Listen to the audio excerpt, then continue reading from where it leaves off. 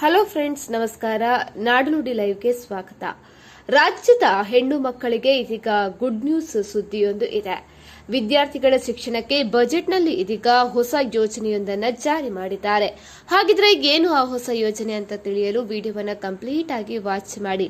ಅದೇ ರೀತಿ ಮಾಹಿತಿ ಇಷ್ಟ ಆದಲ್ಲಿ ವಿಡಿಯೋಗೊಂದು ಲೈಕ್ ಅನ್ನು ಕೂಡ ಕೊಟ್ಟು ಸಹಕರಿಸಿ. ಉನ್ನತ ಶಿಕ್ಷಣಕ್ಕೆ ಬಲ ನೀಡುವ ನಿಟ್ಟಿನಲ್ಲಿ ಸರ್ಕಾರ ಇದೀಗ ಮಹತ್ವದ ಹೆಜ್ಜೆ ಇಟ್ಟಿರುವಂತದ್ದು. ರಾಜ್ಯದ ಪ್ರತಿಯೊಂದು ಜಿಲ್ಲೆಯಲ್ಲೂ ಸುಸಜ್ಜಿತ ಬಾಲಕಿಯರ ಸರ್ಕಾರಿ ಹಾಸ್ಟೆಲ್ಗಳನ್ನು ನಿರ್ಮಿಸಲು ಇದೀಗ ಬಜೆಟ್ನಲ್ಲಿ ವಿಶೇಷ ಅನುದಾನವನ್ನು ಮೀಸಲಿಡಲಾಗಿದೆ.